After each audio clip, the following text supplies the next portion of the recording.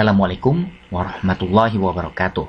Kami dari Mubarak Science Institute akan membahas tentang tes wawasan kebangsaan yang telah dilakukan tryout pada waktu sebelumnya. Jadi kita langsung pada soal nomor 1. Nomor 1, soalnya sebagai berikut ya. 4 pilar kebangsaan Indonesia merupakan dasar kekuatan bangsa Indonesia yang dipercaya akan membawa bangsa Indonesia kepada era kejayaan. 4 pilar kebangsaan tersebut meliputi hal-hal di bawah ini, kecuali A. NKRI, B. Wawasan Nusantara, C. Undang-Undang Dasar 1945, D. Pancasila, E. Bhinneka Tunggal Ika. Jadi teman-teman perlu perhatikan bagian ini ya. 4 pilar kebangsaan Indonesia. Ini perlu teman-teman perhatikan, soalnya 4 pilar. Kemudian yang selanjutnya kecuali. Ya, ini ya. Jadi 4 pilar kebangsaan Indonesia merupakan dasar kekuatan bangsa yang terdiri dari yang pertama itu tentu saja Pancasila. Jadi ini termasuk salah satunya. Kemudian Bhinneka Tunggal Ika. Selanjutnya Undang-Undang Dasar 1945. Selanjutnya adalah NKRI. Jadi yang tidak termasuk ke dalam 4 pilar kebangsaan Indonesia adalah wawasan Nusantara. Tentu saja karena mengacu pada kecuali, jadi jawabannya adalah B ya. Ya, seperti ini. Kita lanjut ke soal yang selanjutnya. Soal yang kedua. Lambang negara Garuda Pancasila dengan semboyan Bhinneka Tunggal Ika digunakan pertama kalinya secara resmi pada acara. Jadi teman-teman perlu perhatikan, yaitu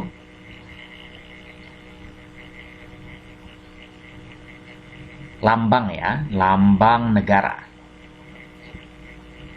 Lambang negara diperhatikan dengan semboyan Bhinneka Tunggal Ika. Seperti itu ya.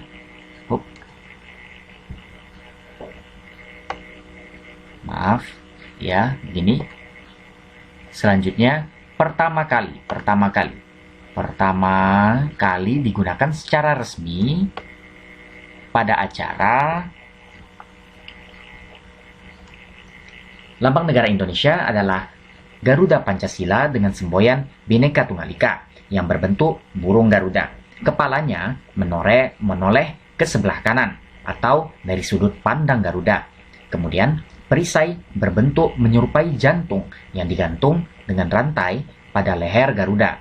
Dan semboyan Bhinneka Tunggal Ika yang berarti berbeda-beda tetapi tetap satu ditulis di atas pita yang dicengkram oleh Garuda dan diresmikan pemakaiannya sebagai lambang negara pertama kali pada sidang Kabinet Republik Indonesia Serikat pada tanggal 11 Februari 1950. Jadi di antara pilihan yang ada, A. Sidang BPUPKI yang pertama, B. Sidang BPUPKI yang kedua, C. Sidang PPKI pertama, D. Sidang Kabinet RIS, kemudian E. Sidang MPRS. Tentu saja jawabannya adalah Sidang Kabinet RIS atau Republik Indonesia Serikat ya. Jadi jawabannya tentu saja adalah D. Seperti itu ya.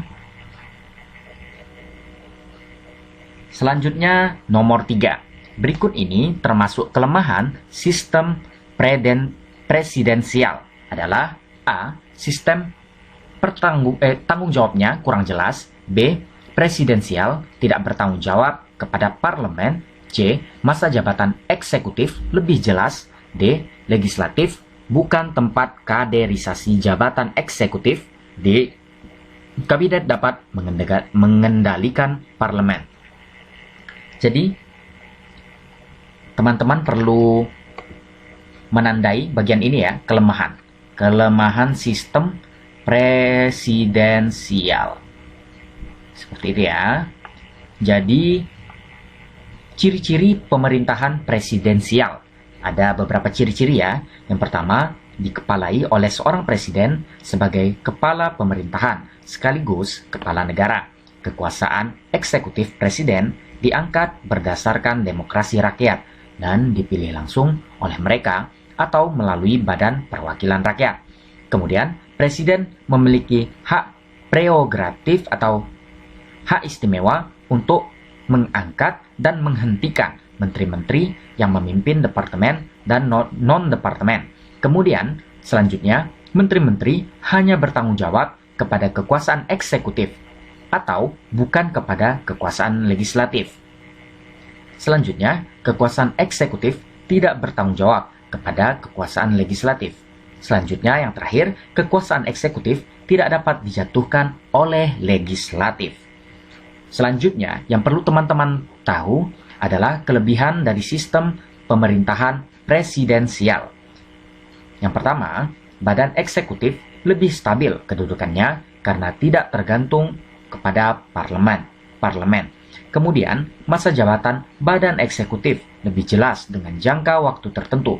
Misalnya, masa jabatan Presiden Amerika Serikat adalah 4 tahun, Presiden Filipina adalah 6 tahun, dan Presiden Indonesia adalah 5 tahun.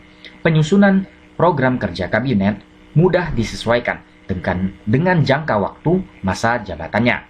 Legislatif bukan tempat kaderisasi untuk jabatan-jabatan eksekutif, karena dapat diisi oleh orang luar termasuk anggota parlemen sendiri.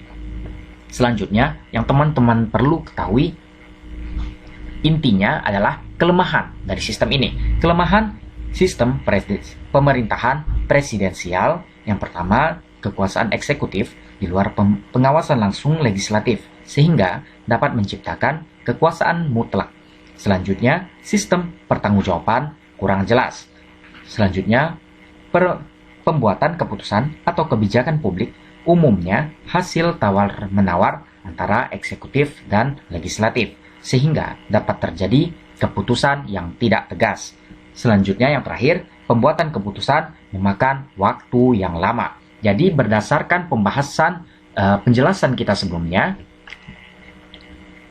yang termasuk ke dalam kelemahan sistem presidensial adalah tentu saja bagian yang ini ya, yang A, sistem tanggung jawabnya kurang jelas. Oke, selanjutnya soal nomor 4.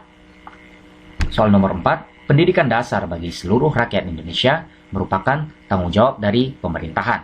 Hal ini merupakan pencerminan Undang-Undang Dasar 1945.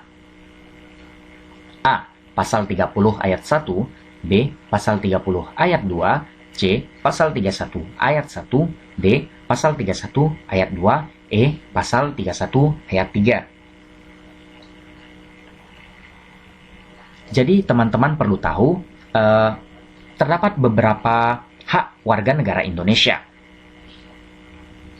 Yang pertama adalah hak atas pekerjaan dan penghidupan yang layak. Tiap warga negara berhak atas pekerjaan dan penghidupan yang layak bagi kemanusiaan. Ini terkandung dalam pasal 27 ayat 2. Kemudian, hak untuk hidup dan mempertahankan kehidupan. Setiap orang berhak untuk hidup serta berhak mempertahankan hidup dan kehidupannya. Ini terkandung dalam pasal 28A. Selanjutnya, hak untuk membentuk keluarga dan melanjutkan keturunan melalui perkawinan yang sah. Itu pasal 28B ayat 1. Selanjutnya, hak atas kelangsungan hidup. Setiap anak berhak atas kelangsungan hidup, tumbuh, dan berkembang.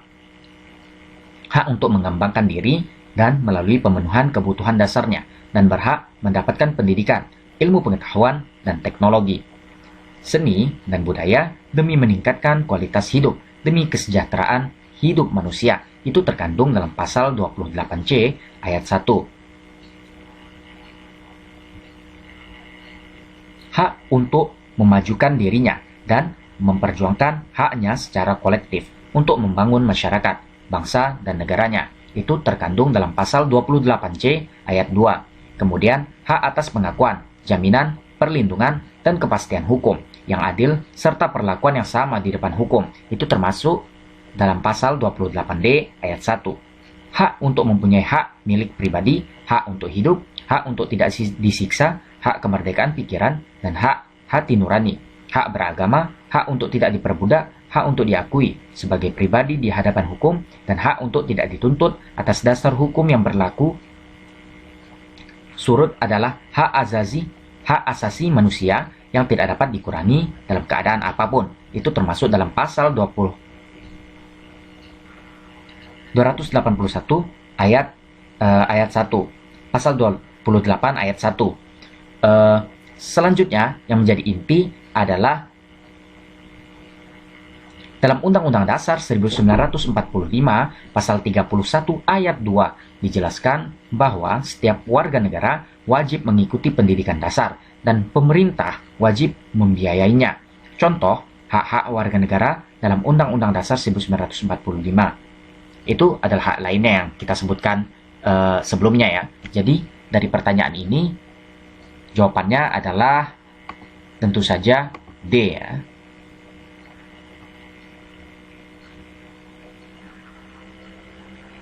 Oke, selanjutnya soal yang kelima. Rumusan rancangan Undang-Undang Dasar merupakan salah satu hal yang dibahas dan disetujui dalam sidang yang diadakan oleh A. MPRS, B. BPUPKI, C. PPKI, D. KNPI, E. MPR. Rumusan rancangan Undang-Undang Dasar merupakan salah satu yang dirancang oleh pemimpin kita terdahulu ya. Jadi ada beberapa kali sidang dalam BPUPKI. Yang pertama itu tahun 1945 pada tanggal 29 Mei sampai 1 Juni. Sidang pertama BPUPKI ini membahas masalah berkenaan dasar negara Indonesia. Dalam sidang ini terdapat 3 usulan, yaitu sebagai berikut. Usulan Muhammad Yamin, itu pada tanggal 29 Mei 1945, yang terdiri dari ketuhanan yang Maha Esa, kebangsaan, persatuan Indonesia, rasa kemanusiaan yang adil dan beradab, kerakyatan yang dipimpin hikmat kebijaksanaan dalam permusyawaratan perwakilan, kemudian yang terakhir, keadilan sosial bagi seluruh rakyat Indonesia. Kemudian yang kedua adalah usulan Dr. Supomo pada tanggal 31 Mei 1945, yaitu persatuan, kekeluargaan, keseimbangan lahir dan batin, musyawarah, keadilan rakyat. Yang ketiga, usulan dari M. Soekarno, itu pada tanggal 1 Juni 1945, yang terdiri dari kebangsaan Indonesia, internasionalisme, dan peri kemanusiaan, mufakat atau demokrasi, kesejahteraan sosial, ketuhanan yang Maha Esa. Atas usul ahli bahasa, usulan Soekarno dinamakan Pancasila. Maka dari itu, Hari Pancasila jatuh pada tanggal 1 Juni 1945. Karena sidang 1 belum menghasilkan, maka dibentuk Panitia 9. Panitia 9 bertugas untuk membahas usul dan konsep para anggota mengenai dasar negara Indonesia, yang beranggotakan Kiai Haji Wahid Hashim, Kahar Musakir, kemudian Mr. Maramis, kemudian Abi Kusno, Cokro Sujoso, kemudian Agus Salim, Ahmad Subarjo, Muhammad Yamin, Soekarno, dan Hatta. Panitia 9 ini menghasilkan yang namanya Piagam Jakarta, yang isinya ketuhanan dengan kewajiban menjalankan syariat Islam bagi pemeluknya menurut dasar kemanusiaan yang adil dan beradab, persatuan Indonesia, kerakyatan yang dipimpin oleh hikmat kebijaksanaan dalam permusyawaratan perwakilan, keadilan sosial bagi seluruh rakyat Indonesia. Kemudian dilaksanakan pula sidang BPUPKI kedua 10-16 Juli 1945. Sidang kedua BPUPKI membahas rancangan Undang-Undang Dasar. Dalam sidang ini menghasilkan hal-hal sebagai berikut. Pernyataan Indonesia Merdeka, kemudian pembukaan Undang-Undang Dasar, kemudian batang tubuh Undang-Undang Dasar.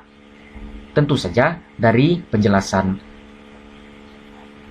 sebelumnya, jawabannya adalah sidang BPUPKI. Jadi jawabannya adalah ini ya. Tentu saja B ya. Ya, tentu saja B. Terima kasih telah menjelaskan. Tunggu pembahasan selanjutnya ya.